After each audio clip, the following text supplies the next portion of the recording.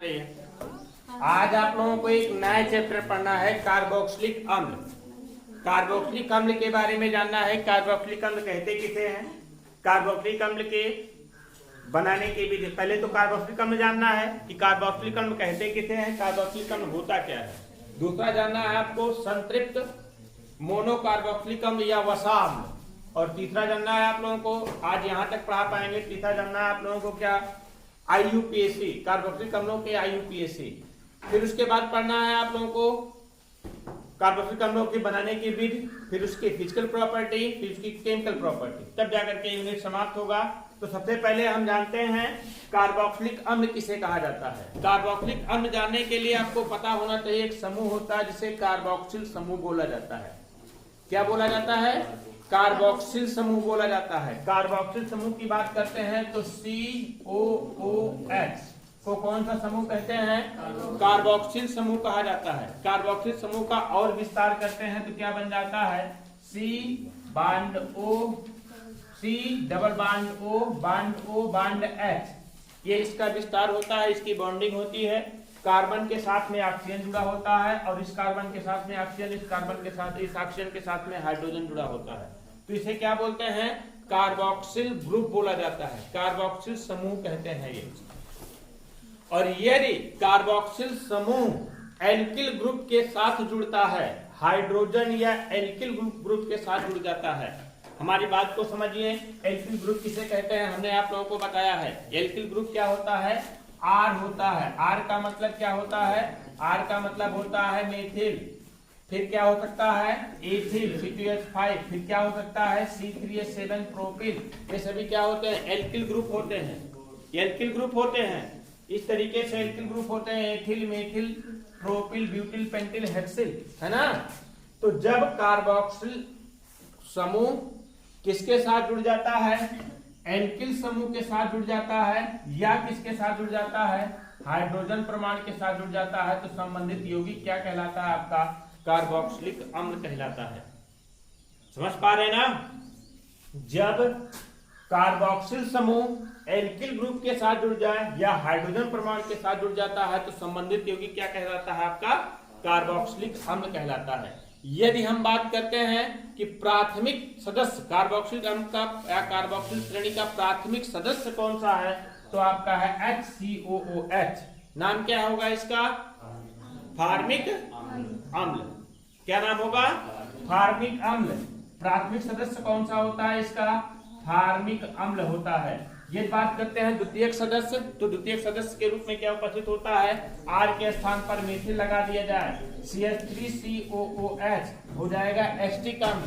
R के स्थान पर एथिल लगा दिया जाए, C2H5COOH हो जाएगा क्या आपका प्रोपेनोइक अम्ल, प्रोपेनोइक एसिड। या R के स्थान पर क्या लगा दिया जाए, C3H7COOH लगा दिया जाए, तो क्या हो जाएगा आपका ब्यूटेनोइक एसिड, ब्यूटेनोइक अम्ल हो जाता है। कुल मिलाकर के अभी तक हमने आप लोगों को सिर्फ इतना बताया है कि बांड COOH को कौन सा समूह कहते हैं, कार्बोक्सिल ग्रुप कहा जाता है, कार्बोक्सिल समूह कहते हैं। इसका विस्तार करते हैं, किस तरीके से इसका विस्तार होता है, इसकी बॉन्डिंग इस तरीके से होती है, कार्बन के साथ में डबल बॉन्ड ऑक्सीजन, फिर कार्बन के साथ में ऑक्सीजन, फिर कार्बन ऑक्सीजन के साथ में हाइड्रोजन। इसकी बॉन्डिंग होती है इस तरीके से।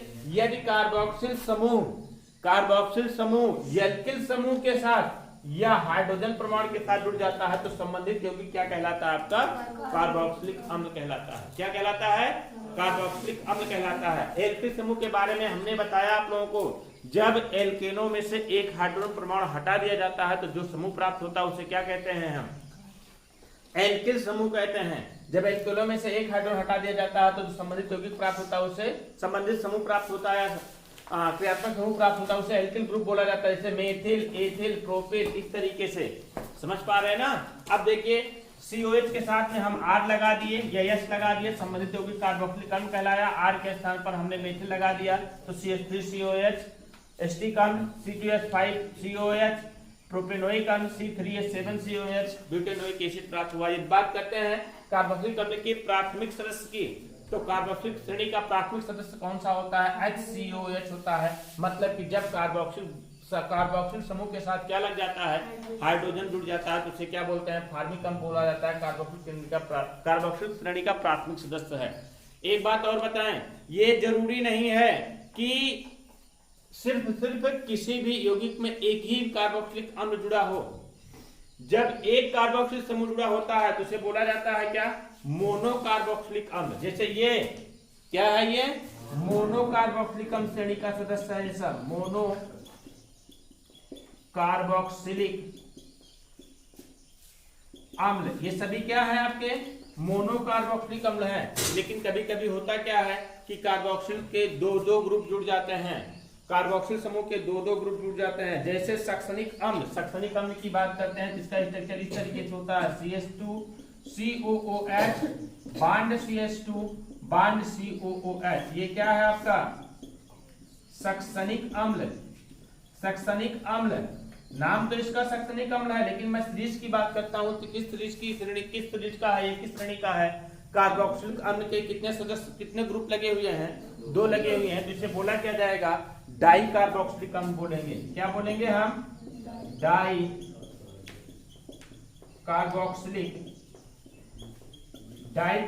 अम्ल बोलते हैं। इसी तरीके से कभी कभी होता क्या है, कार्बोक्सिल के तीन समूह लग जाते हैं। जैसे सिट्रिक एसिड की बात किया जाता है, CH2 COOH bond CH bond COH bond CH2 bond COH। ये क्या है आपका सिट्रिक अम्ल। कहाँ पाया जाता है, सिट्रिक अम्ल कहाँ पाया जाता है, नहीं, सिरके में एसिटिक अम्ल पाया जाता है, नींबू में सिट्रिक अम्ल में कितने कार्बोक्सिल समूह उपस्थित हैं, 3 कार्बोक्सिल समूह उपस्थित हैं। इसलिए इसको क्या बोलते हैं हम, ट्राई कार्बोक्सिलिक अम्ल बोलते हैं। क्या बोलेंगे इसे हम, ट्राई कार्बोक्सिलिक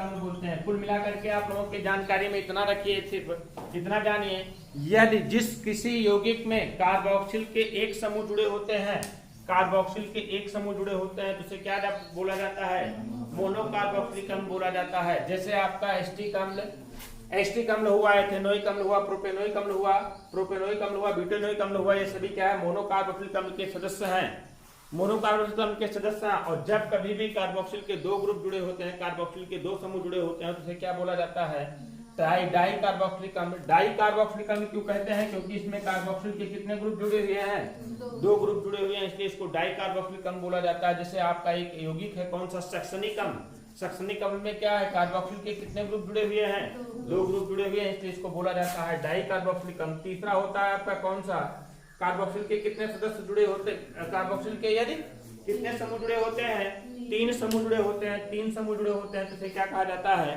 ट्राई कार्बोक्सिलिक अम्ल कहते हैं। क्या कहते हैं इसे हम, ट्राई कार्बोक्सिलिक अम्ल कहते हैं। जैसे आपका एक यौगिक है सिट्रिक अम्ल में आप देखा, सिट्रिक अम्ल में आप लोगों ने देखा कि कार्बोक्सिल के कितने समूह जुड़े हुए हैं, 3 समूह जुड़े हुए हैं, इसलिए इसको क्या बोला जाता है, ट्राई कार्बोक्सिलिक अम्ल कहते हैं। समझ गए ना, ये तो था आपका क्या, कार्बोक्सिलिक अम्ल का सामान्य परिचय। तो इसी को हेडिंग बनाइए, कार्बोक्सिलिक अम्ल लिखिए।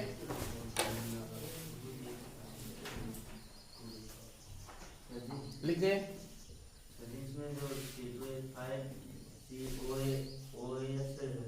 इसमें बांड है COOH जो है फंक्शनल ग्रुप है। हाँ, तो सर इसमें आप प्रोपेनोइक अम्ल इसलिए कहा हमने क्योंकि इसमें कार्बन परमाणु की संख्या कितना है, 3 है। फंक्शनल ग्रुप वाला भी कार्बन परमाणु जोड़ा जाता है। आपको बता दें, बहुत अच्छा, हाँ, आप कंफ्यूजन में हो। जैसे आपका 2-3 ग्रुप होते हैं, जैसे होते हैं CHO COOH, फिर होता है COCl, फिर होता है CONH2, है ना, या एक ग्रुप होता है CO बांड CO कीटोनिक, बताया गया है। सब में कार्बन एटम्स वाले हैं, लेकिन इसकी प्रॉपर्टी होती है कहाँ जुड़ता है, सदैव बीच में जुड़ता है। और इन सब की प्रॉपर्टी होती है सदैव कितने नंबर पर जुड़ता है, 1 नंबर पर जुड़ता है। और 1 नंबर जो देते हैं, फर्स्ट नंबर जो देते हैं, सबसे पहला नंबर इसी कार्बन एटम्स को दिया जाता है और इसको उसमें काउंट किया जाता है श्रृंखला में। सदैव इसको ध्यान में रखो, ये श्रृंखला में क्या होता है, काउंट होता है, इसको छोड़ा नहीं जाता है। जैसे आपका मान लीजिए ये यौगिक है कौन सा, CH3CH2 बांड COOH, कितने कार्बन हुए टोटल, 3 कार्बन हुए। अब कहोगे सर ये क्यों, इसको काहे ले रहे हैं, इसको भी लिया जाएगा, है ना, यहीं से शुरू होगा, तो इसका नाम हो जाएगा क्या आपका, प्रोपेनोइक अम्ल। क्या नाम हो जाएगा, प्रोपेनोइक अम्ल। समझ पा रहे हैं ना? समझ गए कि नहीं? हाँ, ये विशेष ध्यान रखोगे। जितने भी कार्बन समूह युक्त फंक्शनल ग्रुप होते हैं उसमें जो कार्बन एटम्स होता है वो श्रृंखला में काउंट किया जाता है। ऐसा नहीं को नहीं काउंट किया जाता, वो काउंट किया ही जाता है आईपीसी करते समय। समझ गए ना? हाँ, तो क्या लिखे हैं? कार्बोक्सिलिक अम्ल लिखिए। ऐसे कार्बनिक यौगिक जिसमें कार्बोक्सिल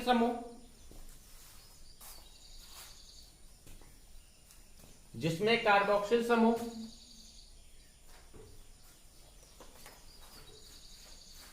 किसके साथ जुड़े हों?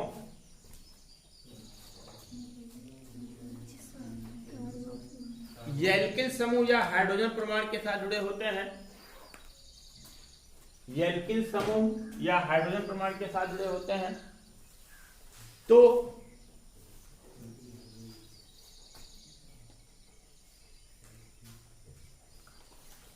संबंधित यौगिक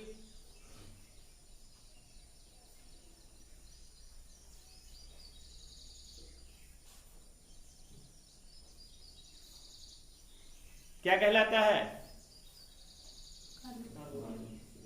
कार्बोक्सिलिक अम्ल कहलाता है।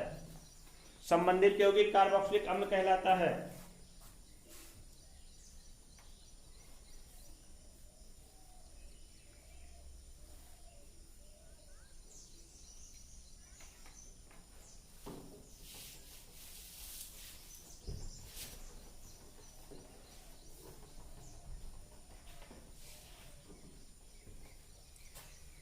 देखिए, सबसे सरलतम कार्बोक्सिलिक अम्ल या सरलतम, सबसे सरलतम कार्बोक्सिलिक अम्ल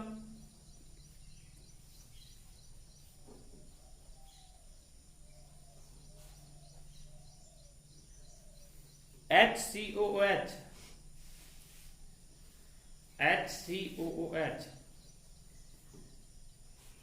फार्मिक अम्ल है।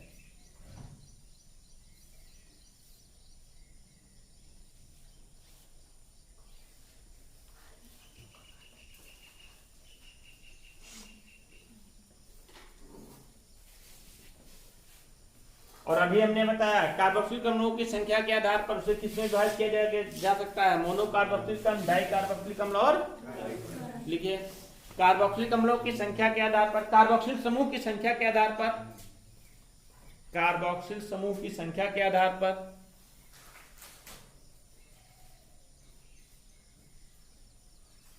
इसे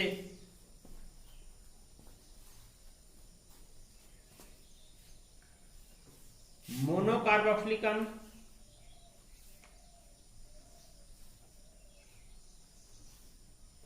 डाई कार्बोक्सिलिक अम्ल व ट्राई कार्बोक्सिलिक अम्लों में विभाजित किया जा सकता है।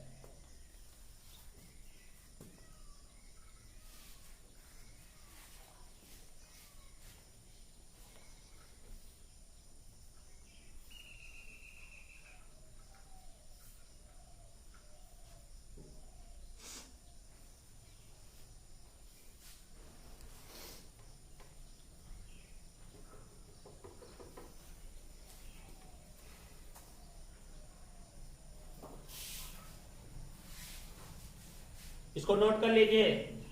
मोनो कार्बोक्सिलिक अम्ल के एक आध दो, डाई कार्बोक्सिलिक अम्ल का और ट्राई कार्बोक्सिलिक अम्ल का नोट कर लीजिए।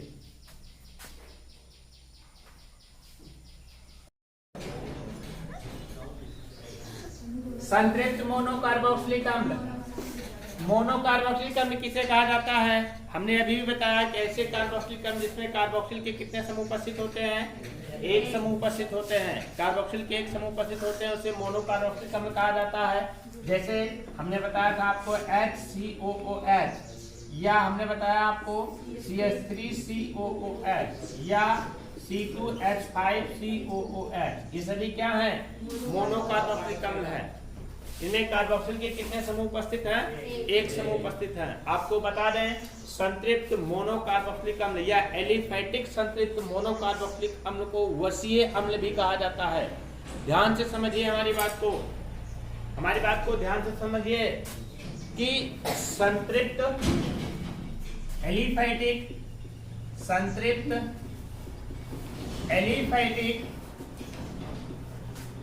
मोनोकार्बोक्सिलिक अम्ल को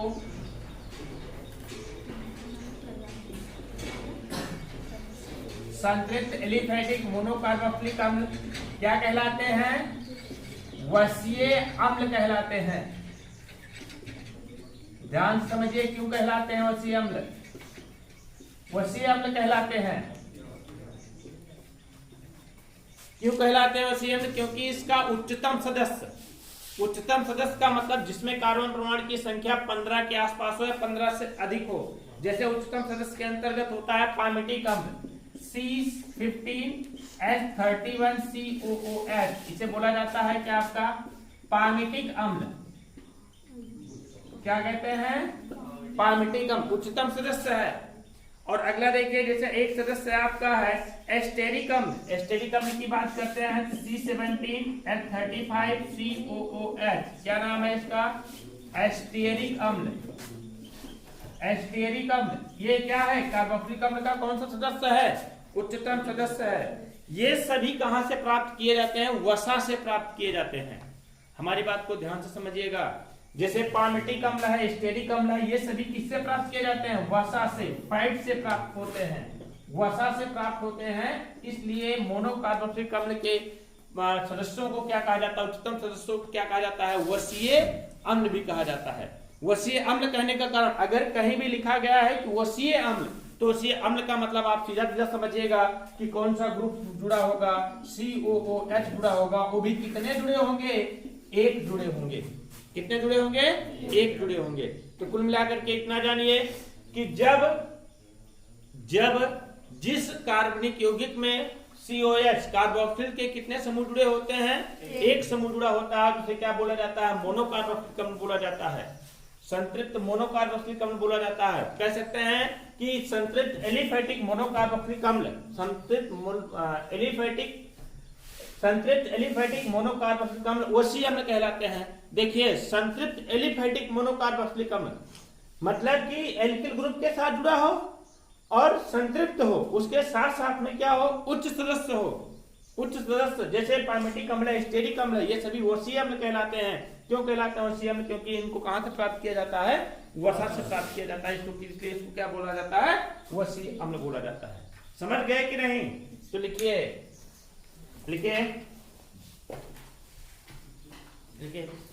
मोनोकार्बोक्सिलिक अम्लों के अणु में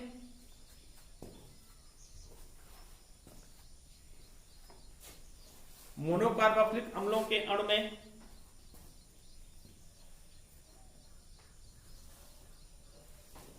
कार्बोक्सिल के एक समूह उपस्थित होते हैं।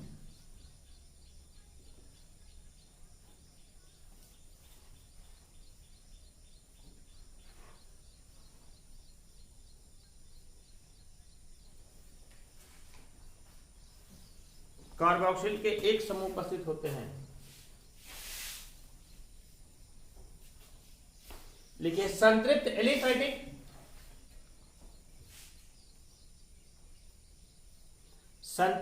एलिफैटिक मोनोकार्बोक्सिलिक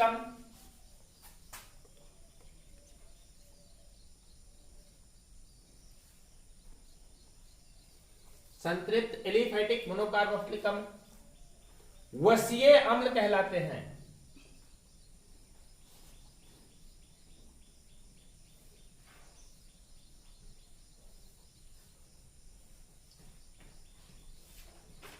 क्यों वसीय अम्ल कहलाते हैं? क्योंकि इन्हें वसा से प्राप्त किया जाता है। क्योंकि लिखिए, क्योंकि उच्चतम सदस्य जैसे कौन कौन से? पामिटिक अम्ल, और सूत्र लिख लीजिएगा, पामिटिक अम्ल,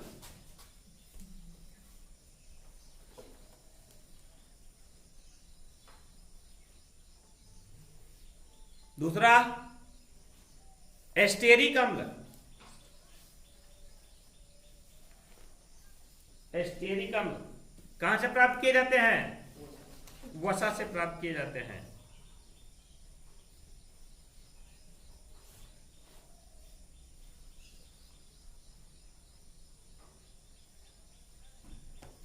अच्छा, एक चीज नहीं बताया गया यहां पर, ध्यान से देखिए, इसके सामान्य सूत्र की गणना नहीं चर्चा नहीं की गई। संतृप्त मोनोकार्बोक्सिलिक अम्लों के समान सूत्र, तो संतृप्त मोनोकार्बोक्सिलिक अम्लों का समान सूत्र क्या होता है?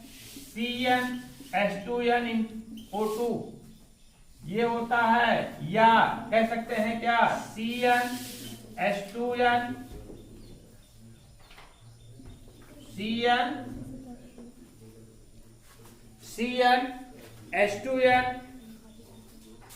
+1 COOH, या कह सकते हैं क्या, RCOOH, है ना? ये किसका समान सूत्र है? संतृप्त मोनोकार्बोक्सिलिक अम्लों का समान सूत्र है। मोनोकार्बोक्सिलिक अम्ल की बात करोगे यहां पर, किसका समान सूत्र है? मोनोकार्बोक्सिलिक अम्ल का समान सूत्र है। देखिए, संतृप्त मोनोकार्बोक्सिलिक अम्लों का समान सूत्र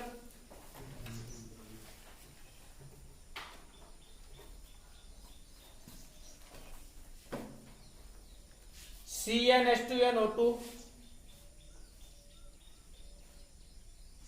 या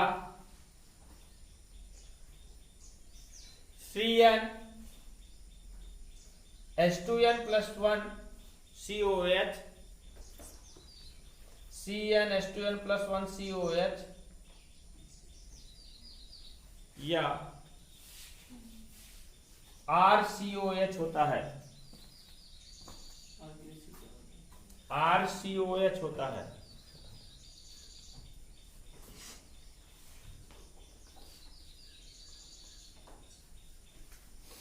इस श्रेणी का प्राथमिक सदस्य, इसको तो बताया है हमने ना, प्राथमिक सदस्य कौन सा है?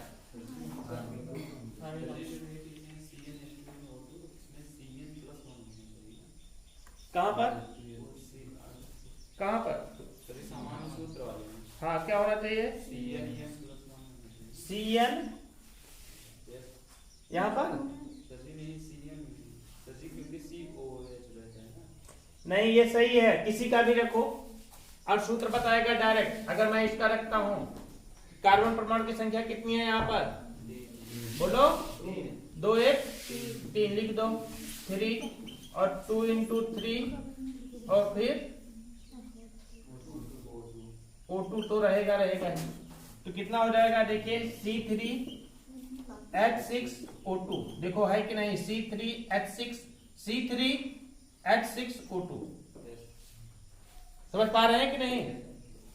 तो इसका समान सूत्र यही होगा, CnH2nO2। लिख लिए ना? अब हेडिंग बनाइए आप लोग, मोनोकार्बोक्सिलिक अम्लों के IUPAC नामकरण।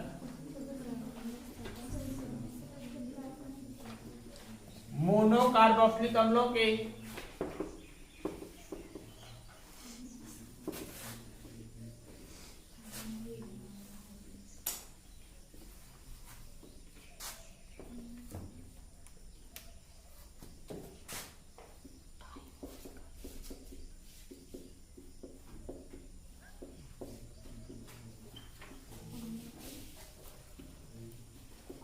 मोनोकार्बोक्सिलिक अम्लों के IUPAC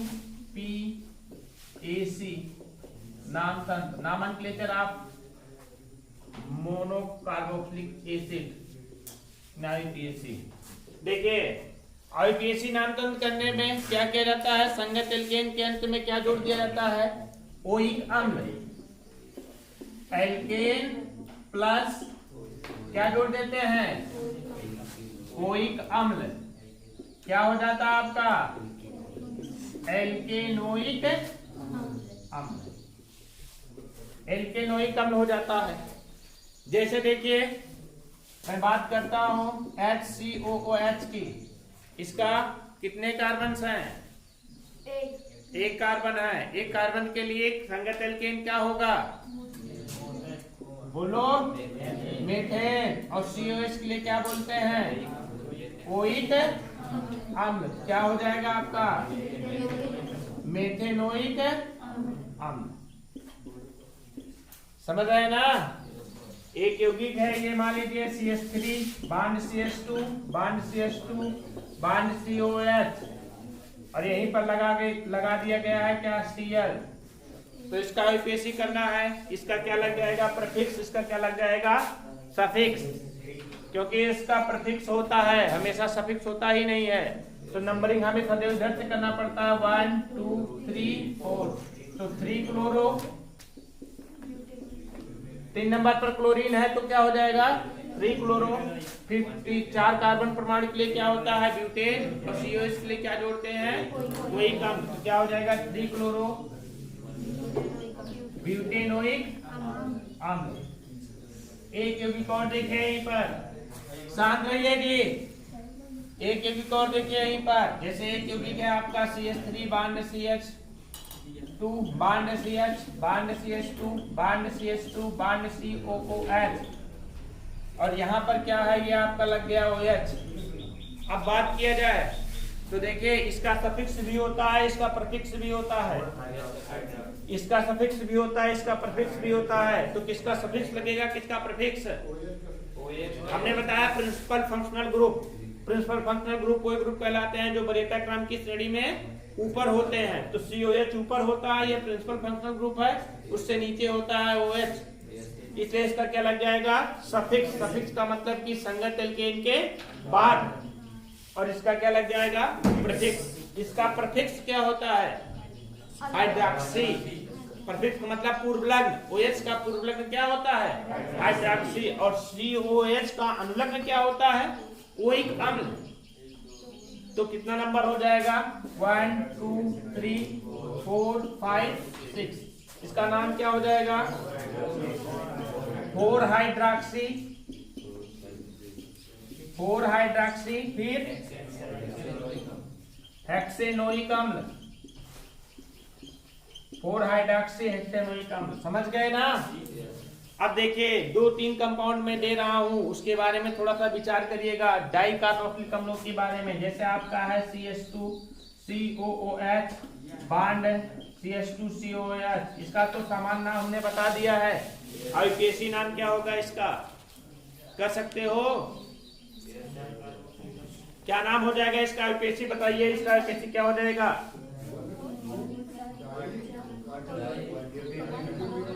क्या,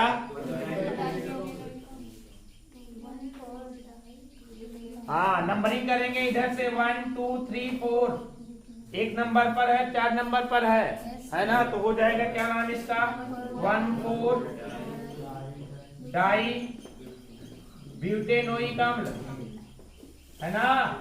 एक यौगिक मैं दे रहा हूं, उसको आप लोगों को घर से करके लेके आना है होमवर्क एक तरीके से। देखो सिट्रिक अम्ल वाला वही CH2 COH bond CH COH bond CH2 COH, इसका IUPAC घर से करना है आप लोगों को, ठीक है। IUPAC समझ में आ गया कि नहीं, कुछ नहीं होता है जी, सिर्फ इसके अंत में क्या जोड़ देते हैं, ओइक अम्ल जोड़ देते हैं। क्या जोड़ देते हैं, ओइक अम्ल जोड़ दिया जाता है। ये एक मोनोकार्बोनिक अम्लों के IUPAC नामकरण समाप्त हुआ।